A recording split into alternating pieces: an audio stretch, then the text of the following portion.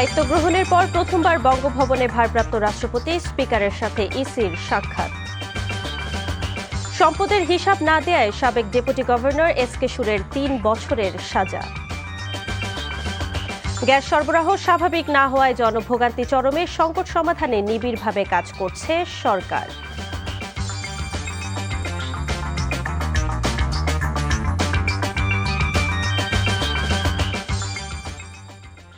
আসসালামু আলাইকুম। আতকিয়া আদিবা চৌধুরী স্বাগত জানাচ্ছি এনটিভির দুপুরের খবরে। আই গ্যাস ইউনাইটেড শিরোনাম দেখছিলেন, এবার পুরো খবর। দায়িত্ব গ্রহণের পর প্রথম দিন বঙ্গভবনে দাপ্তরিক কাজ করলেন ভারপ্রাপ্ত রাষ্ট্রপতি হাফিজ উদ্দিন আহমদ বীর বিক্রম।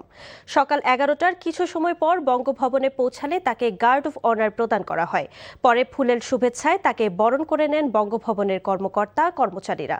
এরপর বঙ্গভবনের ঊর্ধ্বতন কর্মকর্তাদের সঙ্গে সৌজন্য সাক্ষাৎ করেন ভারপ্রাপ্ত রাষ্ট্রপতি। সাক্ষাৎ শেষে দাপ্তরিক কার্যক্রমে অংশ নেয়ার পাশাপাশি প্রয়োজনীয় নথিতে স্বাক্ষর করেন তিনি।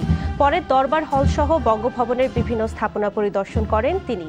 সবশেষে জোহরের নামাজ আদায় শেষে দুপুরে বঙ্গভবন ত্যাগ করেন ভারপ্রাপ্ত রাষ্ট্রপতি। এর আগে গত 24 জুলাই ভারপ্রাপ্ত রাষ্ট্রপতির দায়িত্ব গ্রহণ করেন হাফিজ উদ্দিন আহমদ।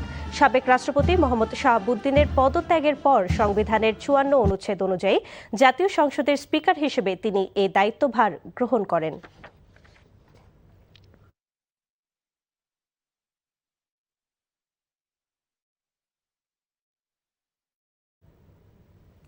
দেশের নতুন রাষ্ট্রপতি নির্বাচন ঘিরে শুরু হয়েছে আনুষ্ঠানিক প্রস্তুতি। এ বিষয়ে ভারপ্রাপ্ত স্পিকারের সঙ্গে প্রাথমিক আলোচনা করেছে নির্বাচন কমিশন। তবে কবে নির্বাচন হবে, সংসদের অধিবেশনের মধ্যে নাকি অধিবেশনের শেষে, সেসব বিষয়ে এখনো কোনো চূড়ান্ত সিদ্ধান্ত হয়নি বলে জানিয়েছেন প্রধান নির্বাচন কমিশনার এম নাসির উদ্দিন। ইফতেখার রেজার রিপোর্ট। রাষ্ট্রপতি নির্বাচনের আগে জাতীয় সংসদের স্পিকারের সঙ্গে প্রধান নির্বাচন কমিশনার তথা কমিশনের বৈঠকের রীতি অনুযায়ী মঙ্গলবার জাতীয় সংসদে ভারপ্রাপ্ত স্পিকার ব্যারিস্টার কায়সার কামালের সঙ্গে বৈঠকে বসেন প্রধান নির্বাচন কমিশনার এম নাসির উদ্দিনের নেতৃত্বে কমিশনের প্রতিনিধি দল।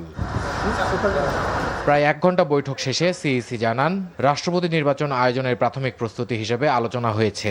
তবে নির্বাচনের দিনক্ষণ কিংবা ভোট গ্রহণের সময়সূচি এখনো নির্ধারিত হয়নি। আমরা কোনো টেন্টেটিভ ডেট ঠিক করি নাই, এটা আপনারা যথাসময়ে জানতে পারবেন। তবে ওই রাষ্ট্রপতি নির্বাচনকে ঘিরেই আমাদের সমস্ত আলোচনাটা হয়েছে।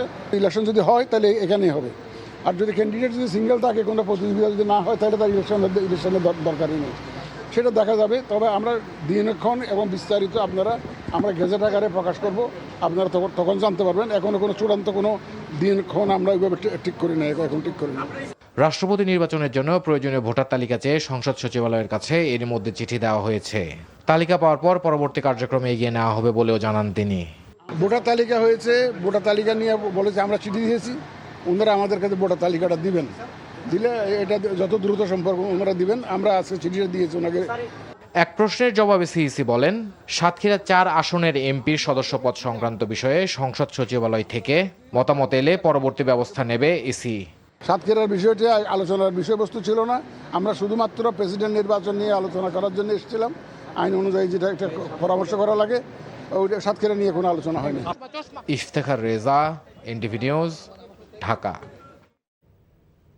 দেশীয় প্রযুক্তির ভেন্টিলেটর ও হাই ফ্লো অক্সিজেন মেশিন প্রস্তুতকারকদের সহযোগিতার আশ্বাস দিয়েছেন প্রধানমন্ত্রী তারেক রহমান।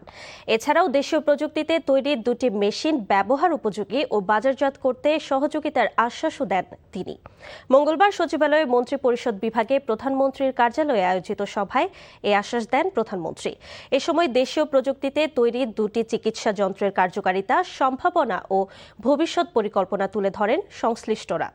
সভায় প্রধানমন্ত্রী বলেন, স্বাস্থ্যসেবায় আধুনিক প্রযুক্তির বিকাশে সরকার গবেষণা ও উদ্ভাবনকে সর্বোচ্চ গুরুত্ব দিচ্ছে।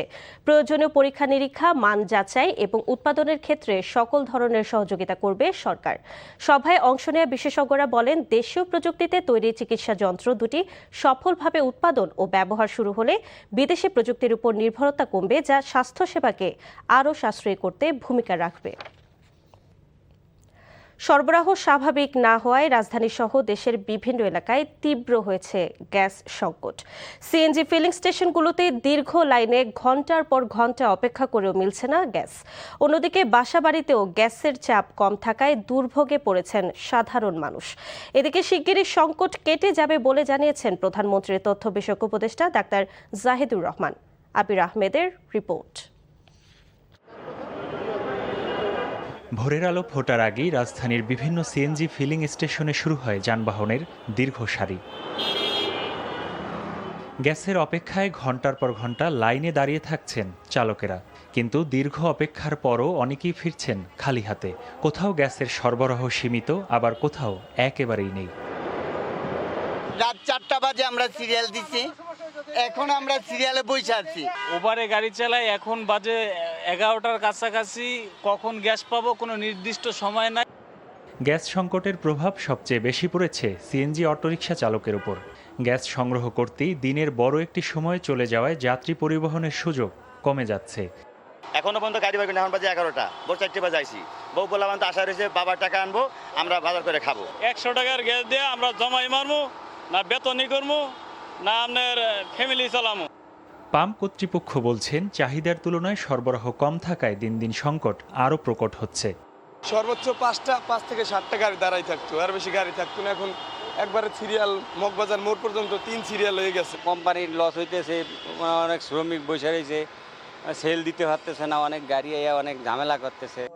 প্রধানমন্ত্রীর তথ্য বিষয়ক উপদেষ্টা বলছেন, পরিস্থিতি দ্রুত স্বাভাবিক করতে কাজ করছে সরকার। আমরা চেষ্টা করছি, কিন্তু এগুলো তো খুব সহজ প্রসেস না।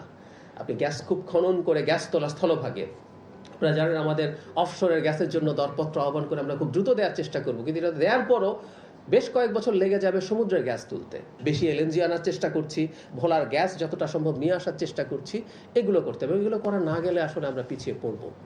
আবির আহমেদ, এনটিভি নিউজ, ঢাকা। শুধুমাত্র আইন প্রণয়ন করে মাদক নির্মূল করা সম্ভব নয়, এজন্য সামাজিক আন্দোলন গড়ে তুলতে হবে বলে জানিয়েছেন স্থানীয় সরকার, পল্লী উন্নয়ন ও সমবায় মন্ত্রী ও বিএনপি মহাসচিব মির্জা ফখরুল ইসলাম আলমগীর। সকালে ঠাকুরগাঁও জেলা প্রশাসকের সম্মেলন কক্ষে মাদক বিরোধী সচেতনতামূলক সভা শেষে এসব কথা বলেন তিনি।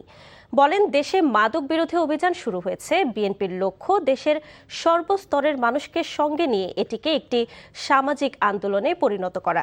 এজন্য প্রশাসনের পাশাপাশি শিক্ষক, অভিভাবক, জনপ্রতিনিধি, সামাজিক সংগঠন এবং সাধারণ মানুষকে একযোগে কাজ করতে হবে। অনুষ্ঠানে জেলা প্রশাসক রফিকুল হক, পুলিশ সুপার বেলাল হোসেন, জেলা বিএনপির সভাপতি মির্জা ফয়সাল আমিন সহ বিভিন্ন দপ্তরের কর্মকর্তারা উপস্থিত ছিলেন। মাদক বিরোধী অভিযানটাকে একটা সামাজিক আন্দোলনে পরিণত করতে চাই, এবং এটা ছাড়া আমি মনে করি যে বিকল্প কোনো পথ নেই। শুধুমাত্র আইন করে বা শাস্তি দিয়ে কিন্তু মাদক কে নির্মূল করা সম্ভব না। আমি বিশেষ করে আমরা ঠাকুরগাঁতে যে পদক্ষেপ নিতে যাচ্ছি, সেই পদক্ষেপগুলোর ফলে আমরা কিছুটা ইতিবাচক ফল লাভ করব অবশ্যই। সারা দেশের 40,000 শিক্ষা প্রতিষ্ঠান জিম্মি হয়ে আছে পরিদর্শন ও নিরীক্ষা অধিদপ্তরের 40 কর্মকর্তাদের কাছে। পরিদর্শন ও অডিটের নামে লাখ লাখ টাকা ঘুষ নেওয়ার অভিযোগ তাদের বিরুদ্ধে। ঘুষ কম দিলে শিক্ষা প্রতিষ্ঠান ও শিক্ষকদের বেতন ভাতা বন্ধ করার সুপারিশ করেন এসব অসাধু কর্মকর্তারা।